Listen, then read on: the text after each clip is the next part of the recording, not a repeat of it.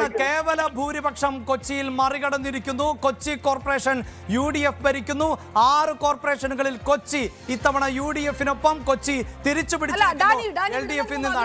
പോകുന്നതിന് മുമ്പ് 2020-ക്ക് എന്താണ് സംഭവിച്ചിരിക്കുന്നത്? ആ വലിയ അവകാശവാദങ്ങളില്ലാതെ 2020 ഒതുക്കി നിർത്താൻ UDF-ന് കഴിഞ്ഞു എന്നുള്ള ഒരു ആത്മവിശ്വാസം കൂടി ഈ തിളക്കത്തിൽ മുന്നണിക്കുണ്ടോ? തീർച്ചയായും അപർണ, കാരണം 2020 ഇതിലേക്ക് വരുമ്പോൾ തന്നെയും വലിയ രീതിയിലുള്ള ഒരു അവകാശവാദങ്ങളും എല്ലാം തന്നെ ഇതിലുണ്ടായിരുന്നു. അപ്പോൾ ആരുടെ വോട്ട് മറിക്കുമെന്നതെല്ലാം തന്നെ വലിയ ചർച്ചയാകുന്ന ഒരു സാഹചര്യമായിരുന്നു ഉണ്ടായിരുന്നത്. പക്ഷേ നേരത്തെ നമ്മൾ കഴിഞ്ഞ ദിവസങ്ങൾ റിപ്പോർട്ട് ചെയ്യുമ്പോൾ പറഞ്ഞിരുന്നു, കാര്യമായ ഒരു അനക്കം 2020-യുടെ ഭാഗത്തു നിന്ന് ചുവരുകളിൽ മാങ്ങാചിഹ്നമുള്ള പടം പതിച്ചു പോകുന്നതല്ലാതെ, ചിഹ്നമെന്ന് പറയുന്നതല്ലാതെ മറ്റൊന്നും തന്നെ കാണാനില്ലാത്ത ഒരു സാഹചര്യമായിരുന്നു. വലിയ രീതിയിലുള്ള പ്രവർത്തകരെ കാണാനില്ലാത്ത സാഹചര്യമായിരുന്നു. 54ഓളം സീറ്റുകളിൽ മത്സരിച്ചിരുന്നു. പക്ഷേ V4 കൊച്ചി എന്നൊരു സംഘടന കഴിഞ്ഞ വർഷം സൃഷ്ടിച്ച തലവേദനകൾ മുന്നണിക്ക് ചെറുതല്ല. ആ രീതിയിലേക്ക് എത്താനായിട്ട് 2020-ക്ക് കഴിഞ്ഞില്ല എന്നതാണ് ഏറ്റവും പരമമായ സത്യം. ആർക്കും ഒരു ഭീഷണിയും നഗരത്തിലേക്ക് ആയില്ല. നേരത്തെ മുന്നണികൾ പറഞ്ഞു, അവർ ഞങ്ങൾക്കൊരു ഭീഷണിയല്ല. അത് മാത്രമല്ല എടുത്തു പറയേണ്ടത്, 2020 ഭരിച്ചുകൊണ്ടിരുന്ന പഞ്ചായത്തുകളിൽ ഇപ്പോൾ തിരിച്ചടി എന്നുള്ളതാണ്. കിഴക്കമ്പലത്ത് ഉൾപ്പെടെയുള്ള പഞ്ചായത്തുകളിൽ 2020-ക്ക് തിരിച്ചടി ഉണ്ടാകുന്നു എന്നതും ഞെട്ടിക്കുന്നതാണ്. ഒട്ടേറെ വികസന പ്രവർത്തനങ്ങൾ കാഴ്ചവെച്ച് പഞ്ചായത്തുകളിൽ അധിക തുക അക്കൗണ്ടിലേക്ക് ഇടുന്നു ഞങ്ങൾ എന്നുള്ളതായിരുന്നു 2020-യുടെ അവകാശവാദം. മറ്റു പഞ്ചായത്തുകളെല്ലാം വലിയ നഷ്ടത്തിന്റെ കണക്കുകൾ നിരത്തുമ്പോൾ വികസന പ്രവർത്തനങ്ങൾ നടത്തിയ ശേഷവും പഞ്ചായത്തിന്റെ ബജറ്റിൽ ശേഷിപ്പുണ്ട്, ബാക്കിയിരിപ്പുണ്ട്, നീക്കിയിരിപ്പുണ്ട്. അതാണ് ഞങ്ങളുടെ നേട്ടം എന്ന് ആവർത്തിച്ച് പറഞ്ഞിരുന്ന 2020-ക്ക് തങ്ങളുടെ തട്ടകങ്ങളിൽ എന്തുകൊണ്ട് തോൽവി പിണയുന്നു എന്നതാണ് വരും മണിക്കൂറുകളിൽ നമുക്കറിയാം. മധ്യ കേരളം, പത്തനംതിട്ട, കോട്ടയം, ആലപ്പുഴ പിന്നെയും അല്പം കൂടെ ആശ്വസിക്കാം LDF-ന്. പക്ഷേ കൊല്ലം തൊട്ട് ഇങ്ങോട്ട് അത് എറണാകുളമാണെങ്കിൽ, ഇനി തൃശ്ശൂരാണെങ്കിലും തൃശ്ശൂർ UDF അങ്ങ് എടുത്തു. എന്താണ് മധ്യ കേരളത്തിൽ സംഭവിച്ചത്? സഭകളടക്കമുള്ളവരുടെ നിലപാടുകൾ ഇതിനകത്ത് മാറ്റർ ആയിട്ടുണ്ടോ? മാറ്റർ ആയിട്ടുണ്ടെങ്കിൽ അത് എന്തെല്ലാം വിഷയങ്ങളിലാണ് എന്നുള്ള വിഷയമുണ്ട്.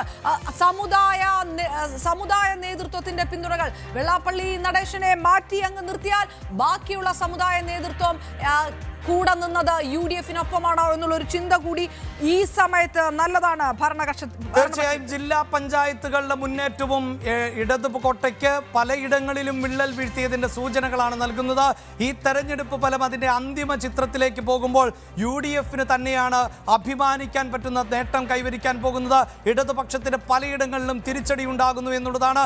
കയ്യിലിരുന്ന കോർപ്പറേഷനുകൾ ഇടതുപക്ഷത്തിന് നഷ്ടമാവുകയോ അതല്ല എങ്കിൽ ഏറ്റവും വലിയ ഒറ്റക്കക്ഷികൾ മറ്റു മുന്നണികളായി മാറുകയോ ചെയ്യുന്നു എന്നുള്ളതാണ് ചിത്രം. കഴിഞ്ഞ തെരഞ്ഞെടുപ്പിൽ 11 ജില്ലാ പഞ്ചായത്തുകൾ ആയിരുന്നു ഇടതുപക്ഷത്തിന്റെ കൈകളിലെങ്കിൽ അത് പകുതിയോളം എത്തിക്കാൻ ഇത്തവണ UDF-ന് സാധിക്കുന്നു. 2 ജില്ലാ പഞ്ചായത്തുകളിൽ മാത്രമായിരുന്നു ആധികാരികമായ ഒരു വിജയം 2020-ലെ തെരഞ്ഞെടുപ്പിൽ UDF-ന് ഉണ്ടായിരുന്നത്. ഒരു ജില്ലാ പഞ്ചായത്ത് നറുക്കെടുപ്പിലൂടെയും UDF-ന് ലഭിച്ചുവെങ്കിൽ ഇത്തവണ അങ്ങനെയല്ല.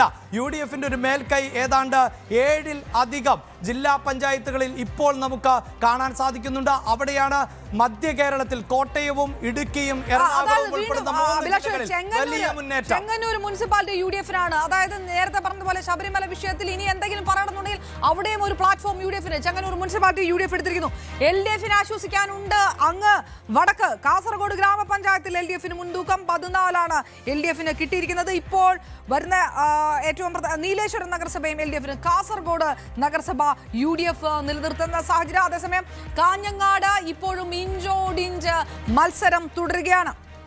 വഴുതക്കാട് ഡിവിഷനിൽ നിന്ന് രാഖി രവികുമാർ വിജയിച്ചിരിക്കുന്നു. രാഖി ഡിവിഷൻ നിലനിർത്തി എന്നതാണ് ഇപ്പോൾ തിരുവനന്തപുരത്ത് നിന്ന് വരുന്ന മറ്റൊരു വിവരം. ഇങ്ങനെ വിവിധ കോണുകളിൽ നിന്നുള്ള, വിവിധ വാർഡുകളിൽ നിന്നും ഡിവിഷനുകളിൽ നിന്നുമുള്ള ഫലങ്ങൾ വരുമ്പോൾ അതിൽ മുന്നേറ്റം നടത്തുന്നത് ഈ തെരഞ്ഞെടുപ്പിൽ UDF എന്ന് തന്നെയാണ് മനസ്സിലാക്കാൻ സാധിക്കുന്നത്. അങ്ങനെയെങ്കിൽ ഇത് വരാൻ പോകുന്ന നിയമസഭാ തെരഞ്ഞെടുപ്പിൽ UDF-ന് നൽകുന്ന ആത്മവിശ്വാസം ചെറുതല്ല. ചില പഴയ ഇക്വേഷൻസ് ഒന്നും വർക്ക്ഔട്ട് ആവില്ല എന്ന് കൂടി തിരിച്ചറിയേണ്ട സമയങ്ങൾ. കൊടുവള്ളി നഗരസഭയിൽ LDF-ന് സ്വതന്ത്ര സ്ഥാനാർത്ഥിയായിട്ട് മത്സരിച്ച വിവാദ വ്യവസായി കാരാട്ട് ഫൈസൽ തോൽക്കുകയും ചെയ്തിരിക്കുന്നു. എല്ലാ കാലത്തും PV അൻവർ സമവാക്യങ്ങൾ പോലെയുള്ള അത്തരം കാര്യങ്ങൾ വോട്ട് നേടാൻ ചിലപ്പോൾ സഹായകമാകില്ല എന്നുള്ള സൂചനകൾ കൂടി അതിനകത്തുണ്ടോ എന്നുള്ള ചോദ്യമുണ്ട്.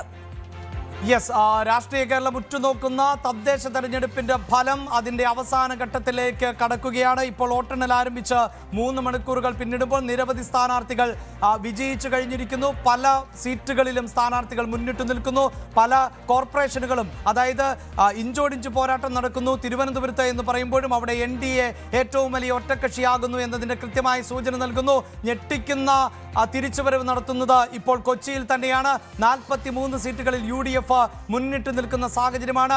കോഴിക്കോട് ഇഞ്ചോടിഞ്ച് പോരാട്ടം എന്ന നിലയിലേക്ക് UDFും ഇടതുപക്ഷവും എത്തുമ്പോൾ ഇടതുപക്ഷത്തിന്റെ മേൽക്കൈയാണ് അവിടെ കാണാൻ സാധിക്കുന്നത്. പക്ഷേ 12 സീറ്റുകളിൽ NDA മുന്നിട്ട് നിൽക്കുന്നു എന്നതും അപ്രതീക്ഷിതമായ ഒരു മുന്നേറ്റമാണ് NDA കോഴിക്കോട് നടത്തിക്കൊണ്ടിരിക്കുന്നത് എന്നതാണ്. തിരുവനന്തപുരത്ത് ഇപ്പോഴും NDAയുടെ ജൈത്രയാത്ര തുടരുകയാണ്. 35 എന്നത് 51ലേക്ക് എത്തുന്നുവെങ്കിൽ മാത്രമാണ് NDAക്ക് അധികാരത്തിലേറാൻ സാധിക്കുകയുള്ളൂ. കൊച്ചിയിൽ 43-23 എന്ന നിലയിൽ ഇടതുപക്ഷത്തെ പിന്നിലാക്കിക്കൊണ്ട് UDF മുന്നോട്ട് പോകുന്നു. തൃശ്ശൂർ UDF പിടിക്കുന്നു എന്നുള്ളതാണ്. തൃശ്ശൂരിൽ 29 സീറ്റുകളിൽ ആണ് വിജയക്കൊടി പാറിക്കേണ്ടത്. അവിടെ അധികാരത്തിലേക്ക് എത്തണമെങ്കിൽ അവിടെ ഇതാ 33 സീറ്റുകളിൽ ഇപ്പോൾ UDF മുന്നിട്ട് നിൽക്കുന്നു എന്നുള്ളതാണ്. അങ്ങനെയെങ്കിൽ 2ഇടത്ത് ഭരണം ഉറപ്പിക്കുകയാണ് UDFിനെ സംബന്ധിച്ചിടത്തോളം. അതിൽ ഒന്ന് എറണാകുളം, അതായത് കൊച്ചി കോർപ്പറേഷനാണ്. മറ്റേത് തൃശ്ശൂരാണ്. തൃശ്ശൂരിലാകെ 56 ഡിവിഷനുകൾ ആണ് ഉള്ളത്. ആ 56 ഡിവിഷനുകളുടെ പട്ടിക പരിശോധിക്കുമ്പോഴാണ് ആ കേവല ഭൂരിപക്ഷത്തിന് അപ്പുറത്തേക്ക് UDF പോയിരിക്കുന്നു എന്ന ഡേറ്റ. അതാണ് 15 വർഷം 2010 ശേഷം ഇങ്ങനെ ഒരു മുന്നേറ്റം UDFിന്റെ ഭാഗത്തു നിന്നുണ്ടായിട്ടില്ല. ത്രിതല പഞ്ചായത്തിലെ എല്ലാ മേഖലകളിലും നടത്തുന്ന ഒരു മുന്നേറ്റമുണ്ട്. ഇത് ഇനി വരുന്ന നിയമസഭാ തെരഞ്ഞെടുപ്പിന്റെ രാഷ്ട്രീയ ചിത്രം മാറ്റി എഴുതുമോ? അങ്ങനെ ഒരു ട്രെൻഡ് ഇതിനകത്തുണ്ടോ? ഇനി നിയമസഭാ തെരഞ്ഞെടുപ്പിലടക്കം ഒരു സ്വാധീനം ചെലുക്കുന്ന തരത്തിലുള്ള ഒരു തെരഞ്ഞെടുപ്പ് ഫലമാണോ ഈ വന്നുകൊണ്ടിരിക്കുന്നത്? 2010 ശേഷം ഇങ്ങനെ ഒരു ശക്തമായ മുന്നേറ്റം UDF നടത്തുമ്പോൾ അതേപോലെ തന്നെ BJPക്കും വലിയ നേട്ടം അവകാശപ്പെടാനുള്ള തെരഞ്ഞെടുപ്പായി മാറുന്നു. അപ്രതീക്ഷിത മുന്നേറ്റം നേടിക്കൊണ്ട് 23 പഞ്ചായത്തുകൾ, കഴിഞ്ഞ തവണ ലീഡ് നേടിയ 23 പഞ്ചായത്തുകൾക്ക് പകരം 33 പഞ്ചായത്തുകൾ ലീഡ് നിലനിർത്തിക്കൊണ്ട് BJP കോർപ്പറേഷൻ, ഇങ്ങനെ തലസ്ഥാന കോർപ്പറേഷൻ തന്നെ ലീഡ് നിലനിർത്തിക്കൊണ്ട് വിജയം ഉറപ്പിച്ചുകൊണ്ട് മുന്നോട്ട് പോകുന്ന ഒരു സാഹചര്യം. അതായത് കോർപ്പറേഷനിലെ വിജയികളുടെ പട്ടിക വരുമ്പോൾ അവിടെ LDFന് 4 പേർ വിജയിച്ച് കയറിയിട്ടുണ്ട്. അതിൽ വഞ്ചിയൂർ ഡിവിഷനിൽ നിന്ന് ശങ്കരൻകുട്ടി നായരാണ് വിജയിച്ചിട്ടുള്ളത്. മുടവൻമുകളിൽ നിന്ന് V Gopakumar, advocate Deepak SP ആണ് പേട്ടയിൽ വിജയിച്ചത്. K ശ്രീകുമാറാണ് ചാക്കയിൽ വിജയിച്ചത്. 4 സ്ഥാനാർത്ഥികളും ഇടതുമുന്നണിയുടെ സ്ഥാനാർത്ഥികളാണ്. വിജയക്കൊടി പാറിച്ചവരിൽ എണ്ണത്തിൽ ഇപ്പോൾ മുന്നിൽ നിൽക്കുന്നത് NDA തന്നെയാണ്. ശ്രീകണ്ഠേശ്വരത്ത് ജയിച്ചിരിക്കുന്നു. കൊടുങ്ങാനൂരിൽ VV രാജേഷ് ജയിച്ച വാർത്ത കൂടി വരികയാണ്. മേയർ സ്ഥാനാർത്ഥി BJPയുടെ കൊടുങ്ങാനൂരിൽ നിന്ന് VV രാജേഷ് ജയിച്ചിരിക്കുന്നു. VV രാജേഷ് കൂടി വിജയിച്ചിരിക്കുന്നു. ശ്രീലേഖ IPSന് പിന്നാലെ മറ്റൊരു മിന്നുന്ന വിജയം ആണ് ഇപ്പോൾ കൊടുങ്ങാനൂരിൽ നിന്ന് പുറത്തു വരുന്നത്. VV രാജേഷ് ആണ് അവിടെ വിജയിച്ചിരിക്കുന്നത് എന്നതാണ്. VV രാജേഷ് ഒരു പക്ഷേ ഇനി ഒരു മേയർ സ്ഥാനത്തേക്ക് അടക്കം ഉൾപ്പെടെ വരുമ്പോൾ അങ്ങനെ NDAക്ക് ഭരണത്തിലേക്ക് 51ലേക്ക് എത്തുമോ എന്നതിൽ നമുക്കിപ്പോഴും ഉറപ്പിച്ച് പറയാൻ സാധിക്കുന്നില്ല. പക്ഷേ അപ്പോഴും BJP മുന്നിൽ നിർത്തിയ പ്രധാനപ്പെട്ട സ്ഥാനാർത്ഥികൾ വിജയിച്ചു കയറുന്നു. ശ്രീലേഖ IPS ഉൾപ്പെടെ വിജയിച്ചു കയറുന്നു എന്നത് പ്രധാനപ്പെട്ടതാണ്. BJPയെ സംബന്ധിച്ചിടത്തോളം പാലക്കാട് ഈ വലിയ തിരിച്ചടി ഉണ്ടാകുമ്പോഴും തലസ്ഥാനത്ത്, അതായത് ഈ RSS പ്രവർത്തകരുടെ ആത്മഹത്യ അടക്കം ഉണ്ടാക്കിയ വിവാദങ്ങൾ നോക്കാൻ മറികടന്നുകൊണ്ട് ഇനിയിപ്പോൾ BJP സംസ്ഥാന അധ്യക്ഷൻ തന്നെ ഉറ്റുനോക്കുന്ന തലസ്ഥാനത്ത് ഈ രീതിയിൽ ഒരു മുന്നേറ്റം പിടിക്കാൻ പറ്റുന്നത് കേരളത്തിലെ BJPക്ക് സംസ്ഥാനത്ത് മാത്രമല്ല ഒരുപക്ഷെ കേന്ദ്രത്തിൽ പോലും അതൊരു വലിയ മിന്നുന്ന തിളക്കമായി. തീർച്ചയായും, അതായത് തൃശ്ശൂരിലെ മീറ്റ് ദ പ്രസ് പരിപാടിയിൽ BJPയുടെ സംസ്ഥാന അധ്യക്ഷനായിട്ടുള്ള